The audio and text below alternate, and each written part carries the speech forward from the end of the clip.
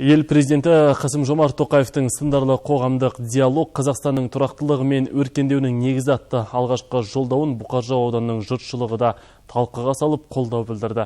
Аудан әкімі өңірдің белсенділерімен кездесіп, жолдауда айтылған басым бағыттарға мән берді.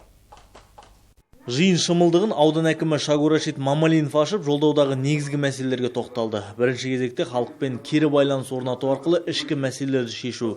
Облыс орталығына іргелес орналасқан Бұқар-Жырау ауданы агросектордың бірқатар бағыты бойынша алдыңғы қатарда.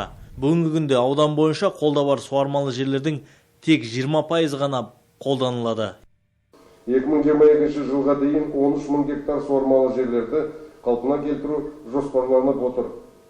Ауыл шаруашылығы өнімдерін экспорттау бойынша ауданымыздың экспорттық әлеуеті қарқынды дамып келеді. Оған жақсы мысалдар бар.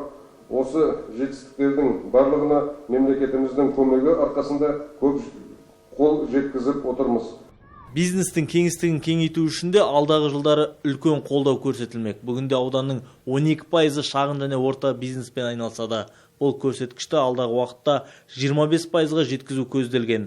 Барлығы 3 мыңнан астам шағын және орта бизнес субъектілері тіркелген. Солардың бірі Татьяна Фаленскаяға тиесілі.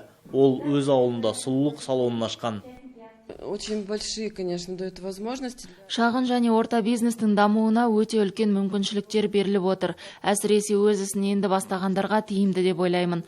Ауылды жерде бизнесті дөңгелету үшін түрлі мүмкіншіліктер жыл сайын артып келеді.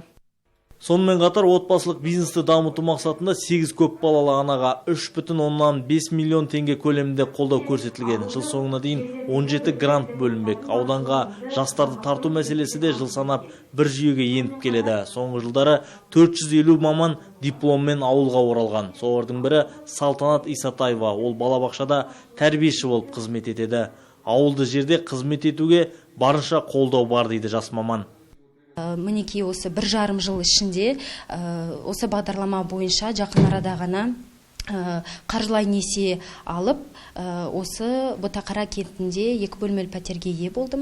2019 жылы ауыл ел бесігі арнайы жобасы аясында аудан бойынша 16 басым ауылдық елді мекендер анықталды. 2020 жылға осы ауылдардың инфрақұрылымдық объектілерін ағымдағы және күрделі жөндеу жобалары бойынша өтімдер беріледі. Жиын қорытындысы бойынша аудан әкімі бірқатар тапсырмаларды негізге алып, бірлесе жұмыс жасауға шақырды. Ботабек Маратұлы, Жайнат Жақсыбаев, Аман Хамид, Сарыарқа телеарнасы.